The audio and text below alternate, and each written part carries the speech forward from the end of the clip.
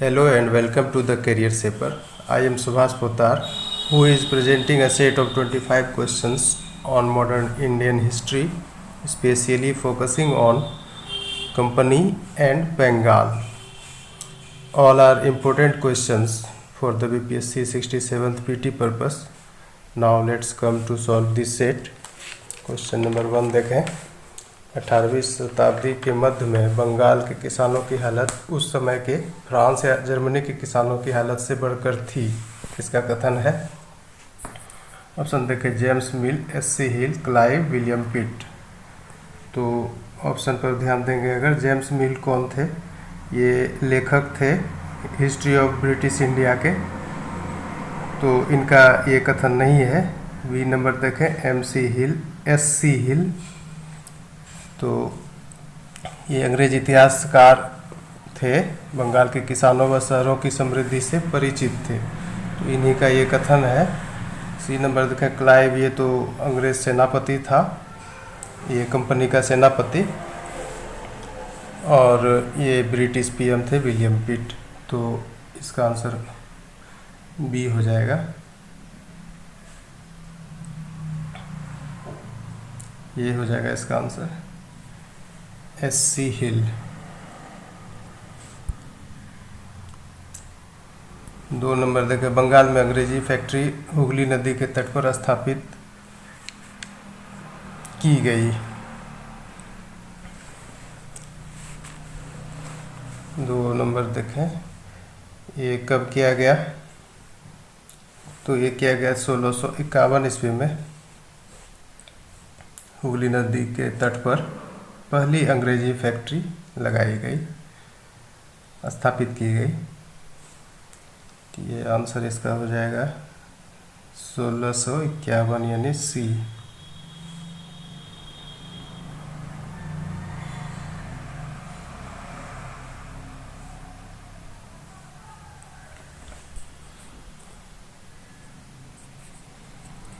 तीन नंबर देखें, बंगाल कंपनी ने बंगाल में 3 गांवों की जमींदारी प्राप्त की, तो ये कब हुआ? ये भी ईस्वी पर आधारित है, तो ये हो जाएगा 1696 में ऐसा हुआ। क्या उद्देश्य था उसका? व्यापार का विस्तार करना। 3 गांव कौन थे, कौन कौन से? गोविंदपुर, सुतानाती और कालिकाता। जमींदारी कितना रुपया के भुगतान पर लिया गया था? 1200 रुपया के भुगतान पर। अच्छा, जमींदारी का अर्थ क्या हुआ?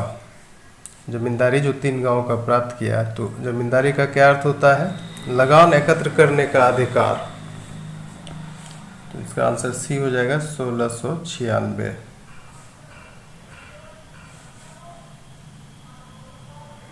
ये हो जाएगा 1696। 4 नंबर देखें, कलकत्ता 3 गांवों से मिलकर बना, निम्नलिखित में से कौन असत्य है? कलकत्ता आपको ये जो 3 गांवों की जमींदारी प्राप्त की थी अंग्रेजों ने, ये कंपनी ने, तो वही गोविंदपुर, सुतानाती और कालिकाता, तो उसी से मिलकर कलकत्ता बना हुआ है जो अभी कोलकाता है। और इसमें पूछ रहा है असत्य कौन है, तो बी हो जाएगा नंदीग्राम। ये हो जाएगा नंदीग्राम। 5 नंबर देखें, कंपनी ने मुगल सम्राट फर्रुख सियर से एक शाही फरमान प्राप्त किया, ये कब किया था? तो ये 1717 ईस्वी में ऐसा हुआ था। इस फरमान से कंपनी को केवल 3000 रुपया वार्षिक कर चुकाने की शर्त पर बंगाल में व्यापार की अनुमति प्राप्त हो गई। अर्थात कंपनी जो कुछ भी राज्य में खरीदती उस पर उसे कोई टैक्स नहीं देना पड़ता, तो ये 1717 हो जाएगा आंसर बी 1717।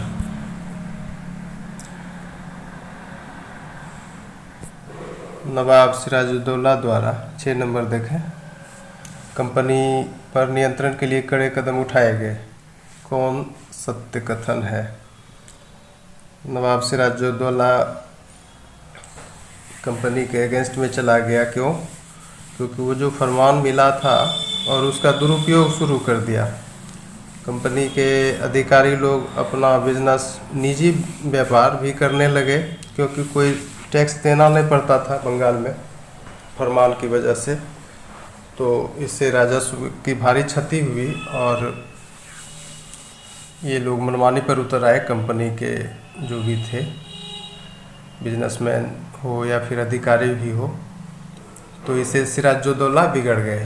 तो उसके बाद ये कदम उठाना पड़ा उनको कंपनी के अगेंस्ट में। तो देखिए क्या क्या हुआ। बिना शुल्क व्यापार नहीं, ये सही बात है। धोखाधड़ी का आरोप, ये भी सही है। कंपनी पर धोखाधड़ी का आरोप लगाया गया सिराजुद्दौला के द्वारा। किलेबंदी के विस्तार पर रोक, ये भी सही है। कासिम बाजार स्थित इंग्लिश फैक्ट्री पर हमला, ये भी सही है। यानी कि चारों ऑप्शन सही है। और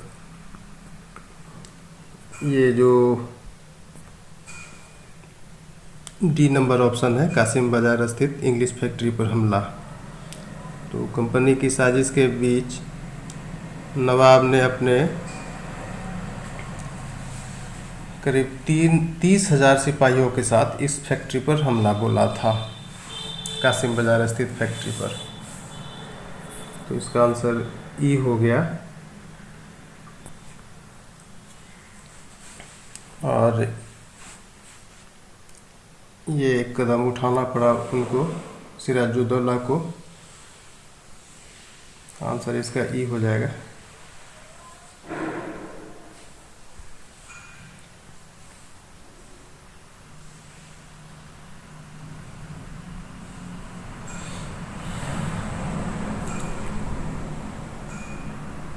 सात नंबर देखें, निम्नलिखित में से कौन सिराजुद्दौला के असंतुष्टों में नहीं गिने जाते हैं? सिराजुद्दौला के असंतुष्ट कौन कौन थे? सबसे पहले तो उसका सेनापति ही था मीर जाफर। उसके बाद 2 सेठ था बंगाल का, बहुत नामी सेठ था, तो वो था। मतलब ये सब साजिशदान था। उसको नवाब का तख्ता पलट करना चाहता था, इसलिए वो अंग्रेज से भी कुछ मदद चाह रहा था कि हम लोग एक साथ हो जाते हैं तो इसको हटा देंगे। और ये लोग महत्वाकांक्षी थे। अंग्रेज भी चाहता था, कंपनी भी चाहती थी कि एक कठपुतली नवाब बने तो अच्छा रहेगा। तो इस तरह देखिए, इसमें हो जाएगा अमी चंद, जगत सेठ और मीर जाफर। नेमी चंद नहीं था।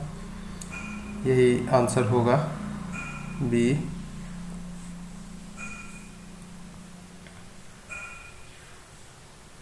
नेमी चंद ये नहीं था, उसके असंतुष्ट में नहीं गिना जाता था, बाकी तीनों गिना जाता था। और इन तीनों नवाब के असंतुष्टों को कंपनी ने अपनी ओर मिला लिया। ये अमी चंद, जगत सेठ और मीर जाफर, ताकि सिराजुद्दौला को हटाकर एक कठपुतली नवाब बनाया जा सके। ये बात सही था। 8 नंबर देखें, पलासी अवस्थित था। पलासी का जो युद्ध हुआ उसी के बारे में है। तो वो जगह कहाँ पर है, किस जगह लोकेटेड है पलासी? कलकत्ता के पास, मुर्शिदाबाद के पास, मुंगेर, बक्सर। तो आंसर इसका बी हो जाएगा। मुर्शिदाबाद के पास है ये पलासी।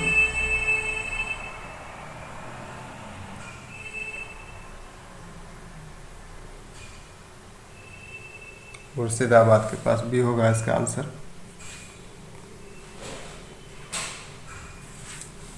9 नंबर देखें, पलासी का युद्ध इस रूप में परिणामित हुआ। पलासी का युद्ध हुआ, उसके बाद उसका परिणाम क्या निकला? देखिए, नवाब की सेना हार गई। सॉरी, हर लिखा हुआ है, ये गलत है, हार होगा। नवाब की सेना हार गई, सिराजुद्दौला मारा गया। भारत में कंपनी की सत्ता की शुरुआत हुई। कंपनी का कर मुक्त व्यापार पुनः आरंभ हुआ। ये चारों के चारों ऑप्शन सही हैं। पलासी का युद्ध जो था इसी रूप में परिणामित हुआ। तो इसका आंसर ई हो जाएगा। और इसका परिणाम और क्या हुआ? मीर जाफर को बंगाल का नवाब बना दिया गया कंपनी के द्वारा। तो इसका आंसर ई चला गया।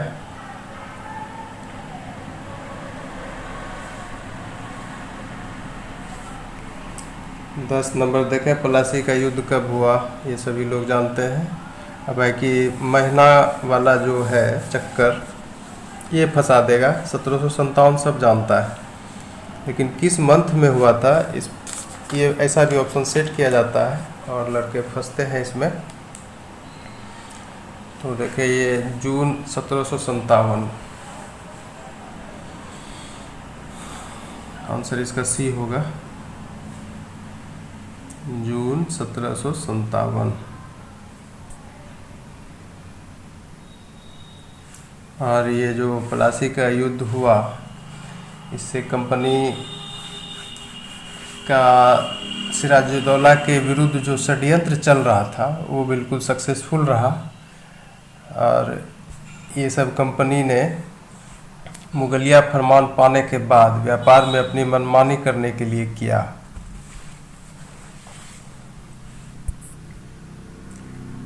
ग्यारह नंबर देखें, प्लासी के युद्ध में कंपनी की सेना का नेतृत्व कौन कर रहा था। Obviously Lord Clive. इसका आंसर हो जाएगा बी। सेनापति के बारे में भी पूछा जाता है। 12 नंबर देखें, रॉबर्ट क्लाइव ने किससे कंपनी की कमाई और इलाके को और बढ़ाने हेतु कंपनी को अधिक से अधिक सेना हिंदुस्तान में रखने की मांग की। ये एक लेटर भेजा था 1 जनवरी 1759 को ब्रिटिश पीएम के नाम रॉबर्ट क्लाइव ने। उसी में ऐसा मांग रखा गया था कि आप अधिक से अधिक सेना यहाँ भेजिए कंपनी के पास, क्योंकि कमाई और विस्तार इलाका दोनों का विस्तार हो रहा है। कमाई भी बढ़ रही है और इलाका भी बढ़ता जा रहा है हम लोगों का, तो सेना चाहिए। तो इसी पर्पज से एक लेटर लिख के भेजा था। तो ये आंसर इसका डी हो जाएगा, पीट।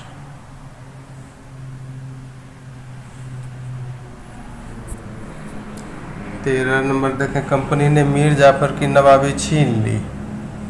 क्यों छीनी? मीर जाफर को तो कंपनी ने ही नवाब बनाया था, तो ऐसा क्या हुआ जो छीनना पड़ा? ऑप्शन दें, क्योंकि उसने कंपनी के लालची अधिकारियों का विरोध किया। ये सही है। बी नंबर देखें, क्योंकि उसने कंपनी को कर मुक्त व्यापार से रोका। ये सब नहीं होगा, ए ही होगा इसका आंसर। सी देखें, क्योंकि उसने कंपनी पर धोखाधड़ी का आरोप लगाया, क्योंकि उसने कंपनी के किलेबंदी के विस्तार पर रोक लगाया। ये सब कुछ नहीं हुआ, बल्कि हुआ क्या, मीर जाफर ने कंपनी के बड़े अधिकारियों को भेंट या घूस के रूप में भारी रकम दी। अब जब षड्यंत्र से नवाबी मिला तो जो उसको हेल्प किया उसको तो भेंट देना पड़ेगा ना, तो वही किया मीर जाफर ने। अब उनकी मांगों को पूरा करते करते खजाना खाली होने लगा। फिर भी कंपनी संतुष्ट नहीं थी। मीर जाफर को जल्द ही अपनी गलती का एहसास हुआ और उसने लालची अधिकारियों का विरोध किया। परिणाम स्वरूप नवाबी छीन ली किसने? कंपनी ने। तो आंसर इसका ए हो जाएगा, लालची अधिकारियों का विरोध। इसी से क्षुब्ध होकर कंपनी ऐसा सोची कि इसको हटा ही देना चाहिए। अब वही किया, क्योंकि कंपनी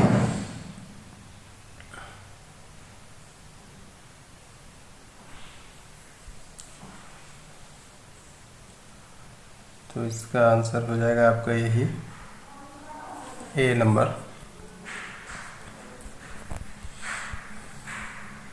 14 देखें, कंपनी ने मीर कासिम को बंगाल का नवाब बनाया। कब बनाया? अब देखिए, मीर जाफर चला गया, मीर कासिम को बनाया। 1760 ईस्वी था ये। सी नंबर होगा आंसर। 15 देखें, मीर कासिम ने अपनी नवाबी पाने की खुशी में कंपनी को उपहार स्वरूप क्या प्रदान किया। अब ये देखें, 3 गांव की जमींदारी, ये नहीं होगा, 3 जिलों की जमींदारी होगा, यही दिया था।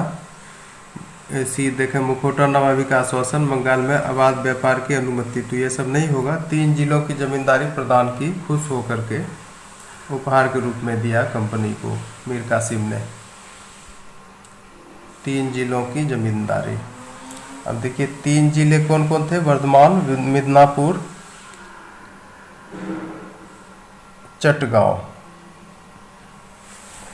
ये सब था। और ये तो 3 गांव तो की जमींदारी तो पहले पा चुका था। उसके बाद मुखौटा नवाबी का अर्थ क्या होता है? कंपनी पर अपनी पूर्ण निर्भरता।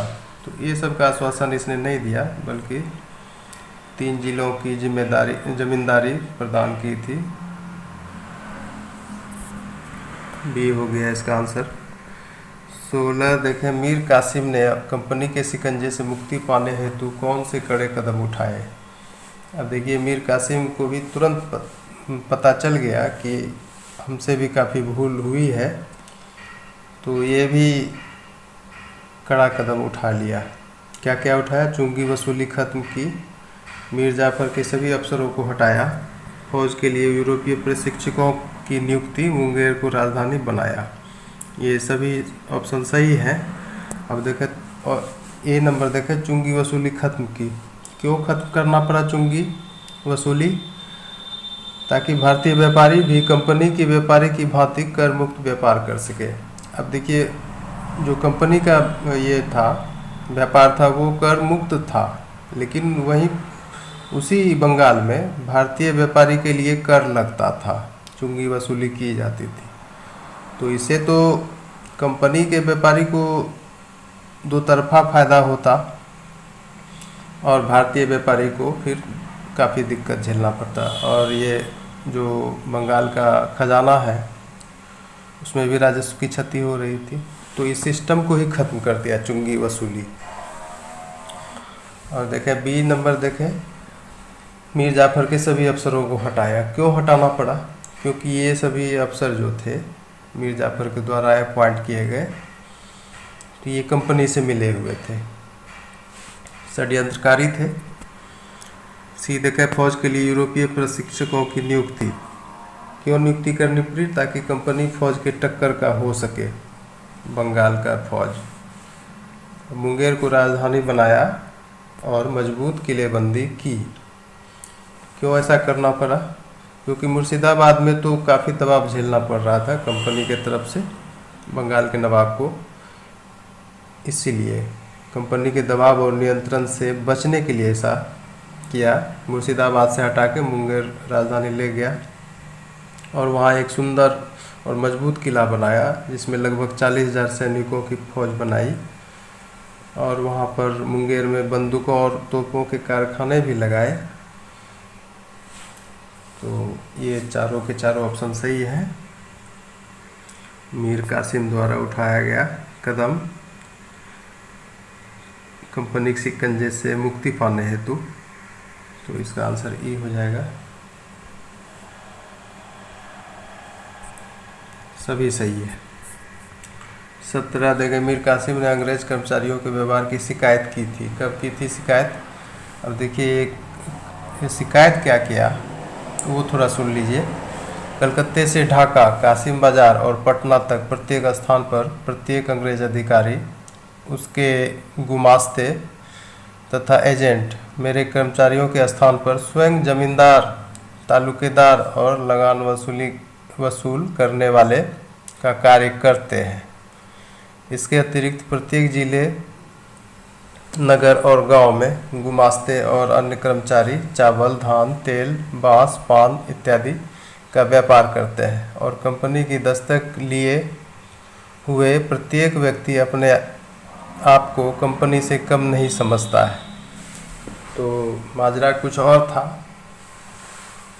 ले दे के कंपनी पूरे बंगाल को एक तरह से कब्जा करने के फेर में थी। तो इस चीज़ को नवाब समझता था, शिकायत भी किया। तो ये शिकायत कब किया? 26 मार्च 1762 ईस्वी को। आंसर इसका बी होगा। 26 मार्च 1762। 18 नंबर देखें, दस्तक कौन जारी करता था? ये अच्छा प्रश्न है। वायसराय, कंपनी का निदेशक मंडल, भारत सचिव, फैक्ट्री का अध्यक्ष। तो आंसर इसका डी होगा। फैक्ट्री का अध्यक्ष दस्तक जारी करता था। ये क्या चीज़ होता था? दस्तक एक प्रमाण पत्र था जिससे कंपनी के सामानों का चुंगी मुक्त व्यापार होता था। आंसर इसका डी हो जाएगा, फैक्ट्री का अध्यक्ष।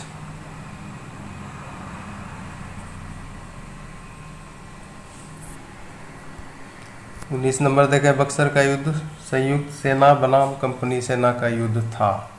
संयुक्त सेना में किसकी सेना शामिल नहीं थी? याद कीजिए, संयुक्त सेना कब बना और कैसे बना? ये जब मीर कासिम को इससे लड़ना था कंपनी की सेना से, तो वो अपने आप को अक्षम महसूस कर रहा था, इसलिए वो पहले शुजा उद्दौला से जाके मिला, अवध के नवाब से, और फिर शाह आलम द्वितीय से, मुग़ल सम्राट से। तो ये मदद मांगने के लिए गया था कि सैन्य मदद कीजिए, और हम ये कंपनी का इस तरह से वहाँ पर हो रहा है मनमानी, और उससे युद्ध करना है। तो वही ज्वाइंट फोर्स का निर्माण हुआ। तो उसमें अवध, मुग़ल, बंगाल ये तीनों होगा, डी नहीं होगा। आंसर इसका डी हो जाएगा। कर्नाटक शामिल नहीं था इसमें, इसकी सेना शामिल नहीं थी। चलिए 20 नंबर देखिए, इलाहाबाद की संधि किसके बीच हुई? ये भी क्वेश्चन बढ़िया है। इलाहाबाद की संधि, ये जो बैटल ऑफ बक्सर हुआ उसके बाद हुआ, 1 साल बाद, 1765 ईस्वी में। और ये लॉर्ड क्लाइव और शाह आलम और शुजा-उद-दौला के बीच का संधि था। सी नंबर आंसर होगा इसका।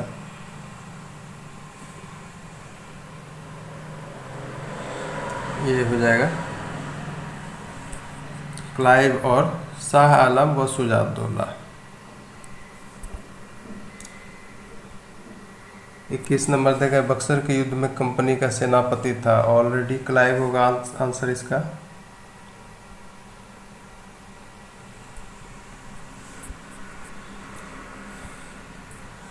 इलाहाबाद की संधि से कंपनी को क्या हासिल हुआ? बंगाल की नवाबी, बंगाल की दीवानी, अवध की नवाबी, अवध की दीवानी। तो ये आंसर इसका हो जाएगा, बी हो जाएगा। आप जानते हैं कि इलाहाबाद की संधि में उसको वो क्या चीज़ पर संधि करवाया? अपने शर्त पे संधि कराया, क्योंकि वो विजेता था कंपनी। तो बंगाल की दीवानी पर संधि हुआ।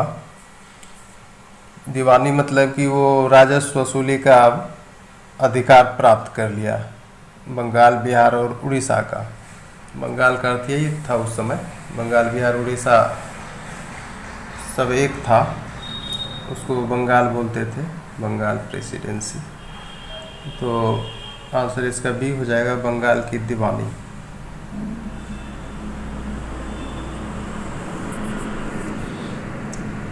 तेईस देखे, बंगाल विजय के बाद कंपनी की सोने चांदी से खरीदारी का विकल्प बना। पहले जो भी सामान खरीदता था तो सोना और चांदी दे के ही खरीदता था।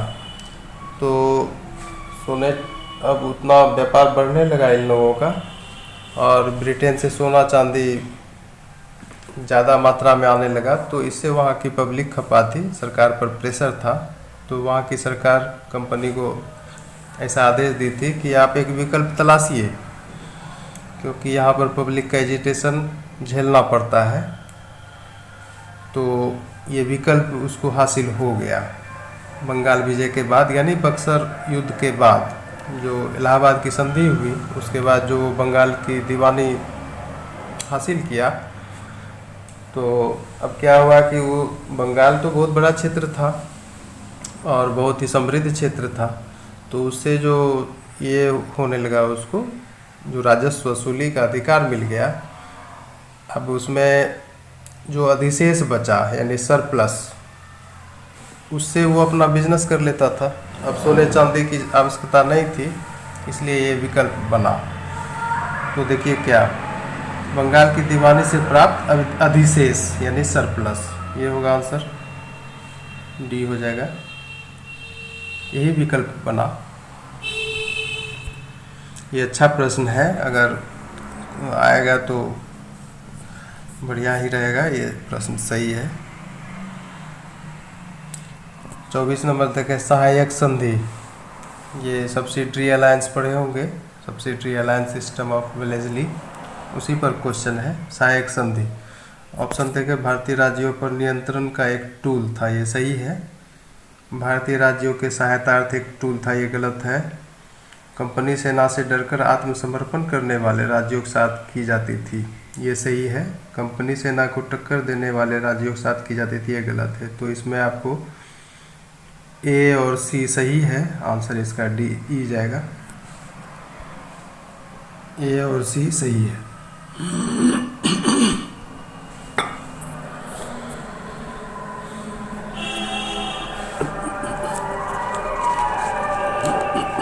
अच्छा देखिए, ये लॉर्ड वेलेस्ली का सब्सिडरी अलायंस सिस्टम था, ये तो आप जानते हैं। इस पर हस्ताक्षर करने वाले राज्यों को अपने क्षेत्र में कंपनी की फौज रखनी पड़ती थी, इसका खर्च भी उन्हें देना पड़ता था। अगर खर्च देने में लाचारी दिखाए तो राज्यों का कंपनी विलय कर लेती थी, यानी उसको अपने कब्जे में ले लेती थी। इसके अलावा एक अंग्रेज अधिकारी भी रखना पड़ता था, जिसको रेजिडेंट कहा जाता था उस समय। रेजिडेंट के माध्यम से कंपनी इन राज्यों के अंदरूनी मामलों पर नज़र रखती थी, और वो जो रेजिडेंट था संबंधित राज्य के उत्तराधिकारी और विभिन्न पदों पर व्यक्ति का निर्णय भी लेता था। तो बिल्कुल ही कंपनी एक तरह से कहिए कि उस राज्य को सेना की सहायता के नाम पर बिल्कुल अपने रडार पर लिए रहता था, अपने अधिकारियों को नियुक्त करके, अपनी सेना को रख करके। यही सब्सिडरी अलायंस था, और ये उसी राज्य को मतलब कि इस पर संधि करवाता था जो उससे, उसके सैन्य ताकत से डरा हुआ है, और जो वो कह रहा है कंपनी वही मान रहा है। तो इसका आंसर ई हुआ।